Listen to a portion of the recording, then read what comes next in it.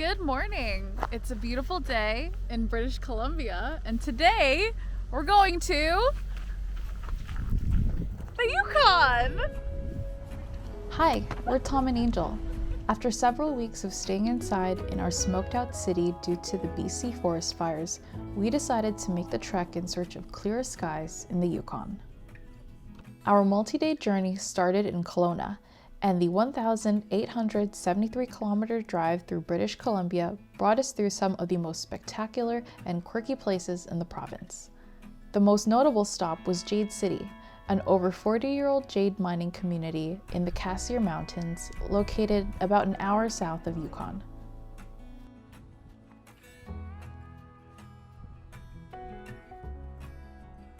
You might be familiar with this location from their TV show Jade Fever on Discovery Channel Canada, but for travelers like us, they're more so known as a reliable highway stop where we could rest for the night and enjoy some free coffee before we cross the border.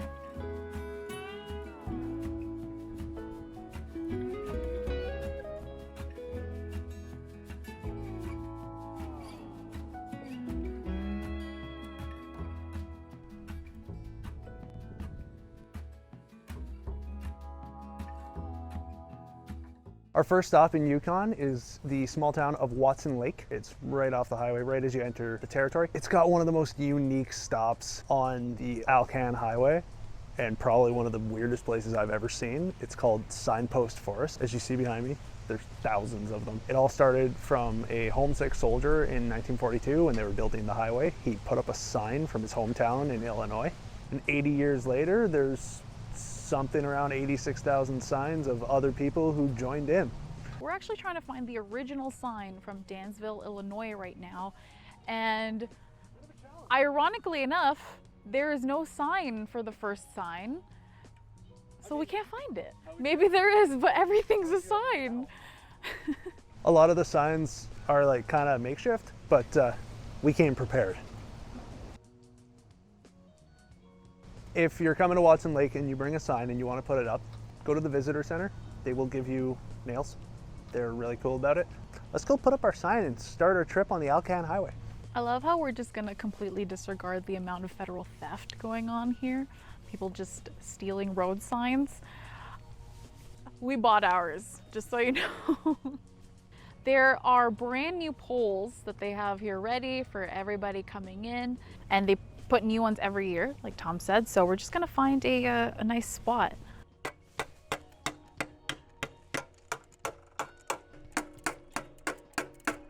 Also, did some research when I was saying try to find the original. It's not here anymore. They took it down in 1992. So, I mean, you could still try, but you're not gonna find it.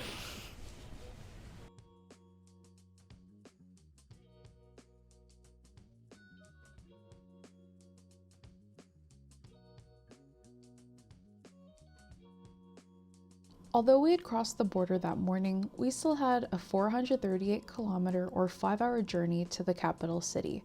So we continued west, but made time for some interesting stops along the way. Cute little thing on the side of the highway are these signs made out of rocks.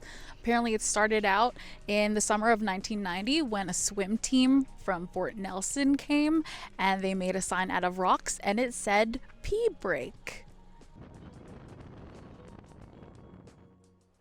From Watson Lake, we're headed west towards Whitehorse. So our first stop today is at Rancheria Falls. Or Rancheria.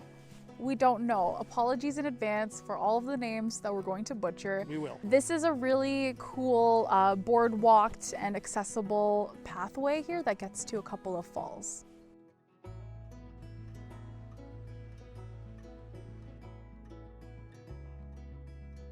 What kind of trees do we got here? I'm trying to look for them. Like I'm actively looking for the pine cones. Oh, okay, there, that one. So that's a black pine because... It's weird because it's a spruce. So that's a black spruce because the pine cones stay on the trees and they are coniferous. Whereas the other spruce, the white spruce, their pine cones drop to the ground. So black and white spruces.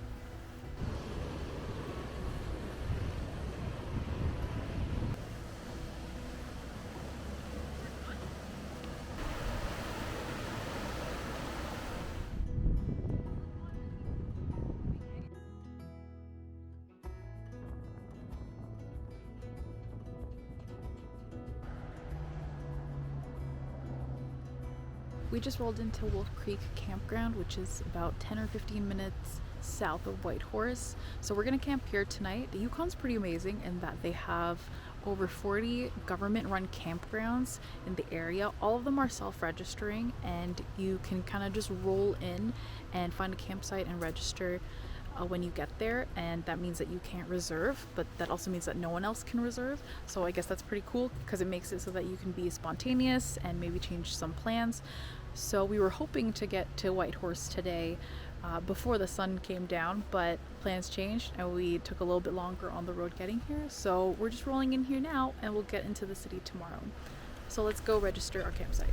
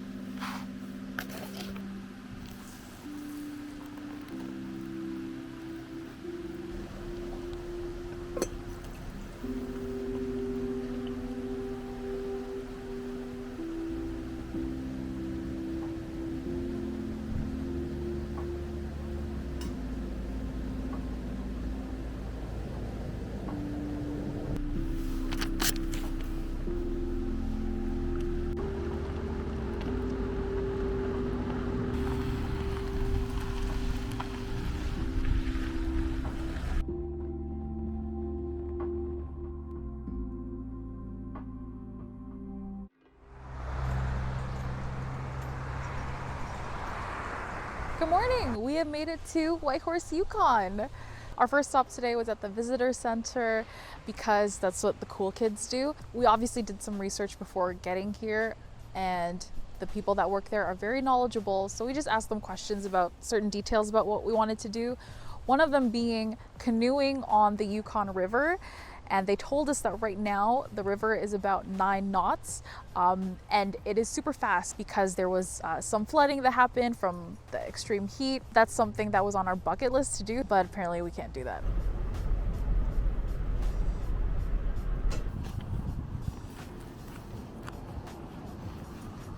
The Yukon was founded primarily on mining and resources. The only way to get from Whitehorse to the coast is along the Yukon River.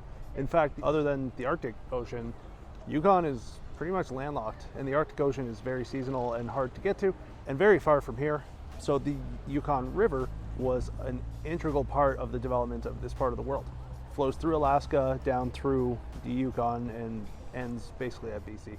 Steam-powered stern wheelers, like you see behind me, the SS Klondike, were the means by which people traveled up and down this river. It was a very large river and fast flowing, so it had to be fairly powerful. These boats would be loaded down with ore, raw materials, and people, depending, and they would do sections of the river up and down. Stern wheelers are a type of boat that are propelled by a giant paddle wheel at the stern or the back of the boat. So they're an easier way of keeping in shallow waters as opposed to propeller boats, which get much deeper underwater. One thing that you don't realize though is just the sheer size of these things. Like behind me is the paddle for the SS Klondike, and this thing is gigantic. It's kind of cool because at Watson we were looking at how they developed the Alaskan Highway. That was an engineering feat, and it took how long?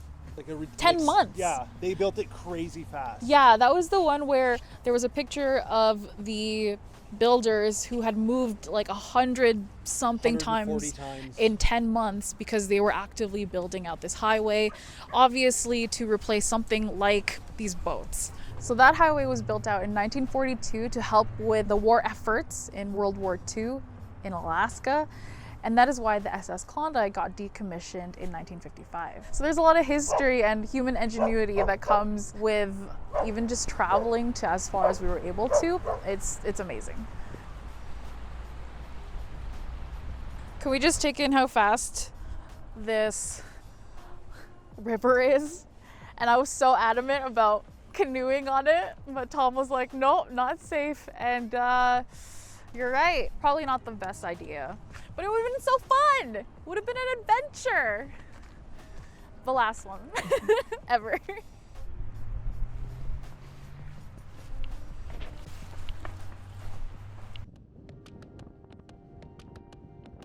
Our next stop today is at the, I'm gonna butcher this name, I think it's the Beringia Discovery Center. It's a center dedicated to the Bering Strait, which is the former land bridge between Asia and North America. It was during the last ice age.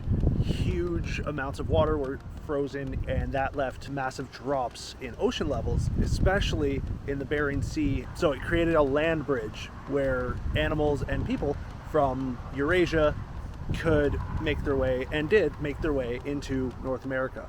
Apparently there used to be giant beavers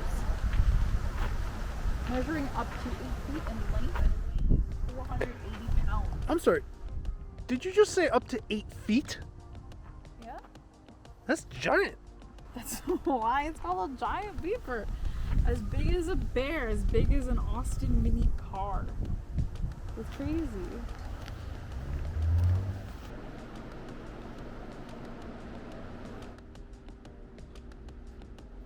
So this is grassland. So Wow. that's what Beringia is all about. And so we have this kind of refuge for megafauna and for people and for all these other things. And because you don't have 2 miles of ice over your head grinding things down, you have the ability to preserve fossils, to preserve animals that died for thousands of years. But if you look between his ear and his nostril, you're going to notice a couple of holes there. They line up really well with each other. Do you see them there? I think so, What do you think that's from? What caused that? He got bit in the face. 100%. What bit him? Anything. Yes. Yeah. Yes, it was a... Guys, let me tell you, if you're ever up here and want to nerd out, the Beringia Center is so good. We had so much fun learning about like the crazy history in this area. Their staff are super friendly and will answer any and all of your questions and tell you some stories and tidbits. We actually got kind of lucky because one of the people who were there just happened to be here today, and she is one of the people who found She was the the horse. historian. Like, she worked on the discovery of some of the specimens in there, and it was really cool. Oh, and because she was there, like, working on the exhibits, we actually got to go in there for free, even though it was, like, of no inconvenience to us. But yeah, we can't tell you how much it was because it was free today. I think it's relatively cheap, though. It's worth the stop. It's really cool. Yeah, so awesome. We could spend all day there, but they do close, and we have other things to get to, but highly recommended. Hold up, on the spend all day thing, it's not that big. You're not going to spend all day, but like I think we were there for like 2 hours. Well, if you talk to the people and It's, watch the movie. It's a good trip. For lunch today, we're at the Klondike Salmon and Rib. It was on You Gotta Eat Here, and so we have to eat here. And we're probably gonna try the salmon and the rib. ribs. Let's go. So this place is kind of cool. It specializes in northern Klondike cuisine, which I didn't know was a thing until today. Lots of smoked fish, smoked meats, wild game. Today we got the rib and the salmon sticks, and then we also got a halibut chowder, which everything looks amazing. So I'm gonna try those first with a chunk of halibut. I would like to point out that you said I'm going to try this first. That's delicious. I'm gonna try the salmon.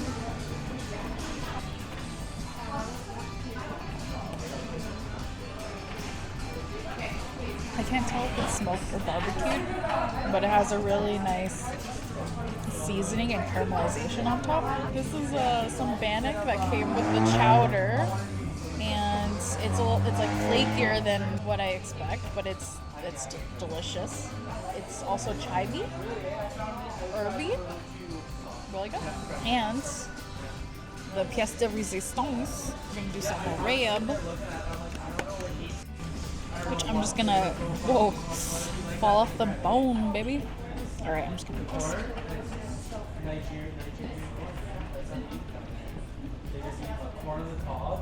Yes. How does it feel eating barbecue in a white top? I like to live dangerously, but if you see me in a different shirt next, you know exactly what happened. Now you got to remember, the Yukon is very cold, so a lot of their foods are very hearty, which is why you get things like salmon, ribs, bannock, Potatoes. lots of potatoes. Take care. It's a great place to get comfort food. If you are coming up from the highway, you can take a scenic route into Whitehorse through the Miles Canyon. We decided to come into town first, and now we're gonna head that way into the Miles Canyon and take the scenic route now. Behind me, you can see the Whitehorse Rapids. Right now, they're exceptionally high due to flooding upstream. There's also a fish ladder. This one in particular is the oldest wooden fish ladder in Canada, where most of the other ones now are made of concrete because they last longer.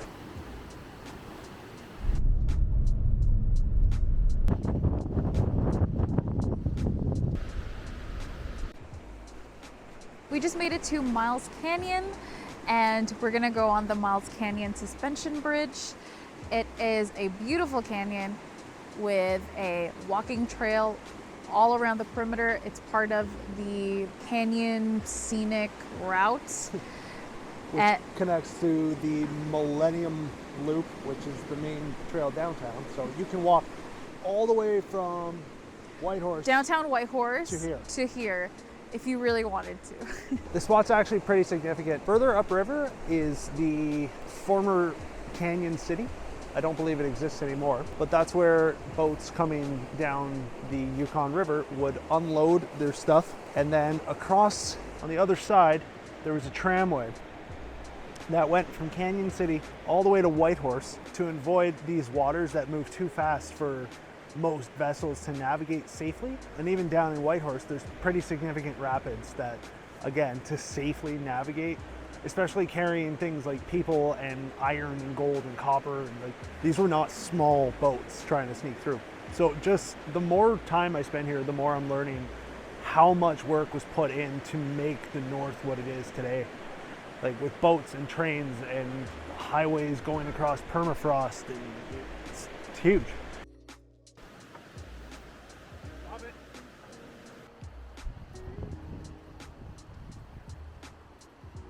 Miles Canyon Bridge and Miles Canyon are beautiful. It's about time though to start heading to camp. So we're gonna go to a brand new site that is close to a location that we're going to be in tomorrow. So let's go get camp. Tonight we made it to Lake Laberg campground, which is a little bit north of Whitehorse proper. We're gonna go about our normal permit process, and Tom's gonna start a fire. As I mentioned before, Yukon has over 40 government campsites. They're all under $20. I think standard is that they're $12 per night. It comes with campsites that have fire pits, picnic tables. Your firewood is free for use at the campsite, so that's pretty awesome. You don't have to pay $10 for like 3 pieces of wood, which is what you would expect in BC or Ontario. The campsites fill up really quickly, especially the ones closer to cities like Whitehorse. This log does not want to split. It broke that rock. Tom just broke this rock. For dinner tonight, we are having some elk and buffalo smokies that was recommended to us by our best new pal, Liam, at the Beringia Center. He told us to go to the deli, the only deli in Whitehorse, and pick up some cranberry elk smokies, and while I was there I also saw that they had some buffalo/bison ones that the girl there recommended, so we got both and we're gonna try. I don't want to open both of them actually, so I think we're just gonna do the cranberry elk ones, which is what Liam said to get specifically, so pretty excited to try those.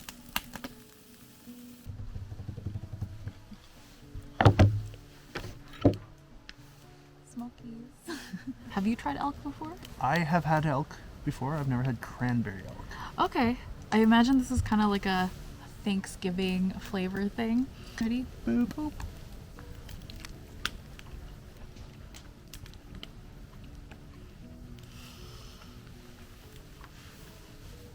That's really good. It's really good, but there's nothing It's nice different about it. It tastes like a normal smoky. She sounds so upset. Have you never had elk before? No, but I was also expecting it to be like kind of gamey, at least. Like, Sure. but this is not gamey at all. I'm happy to say that it's good. It's delicious. Tasty. Yeah.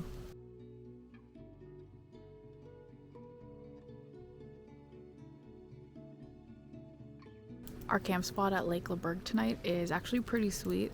It is obviously around a lake, but we didn't get a spot that's directly lakeside. We got the one that's like across the path of the lake, so we can still see some of the water and the sunset over the mountains, so it's really pretty. It's also a lot less crowded than Wolf Creek was, so I can talk to a camera and not feel like a weirdo because someone's like right over there watching me do it.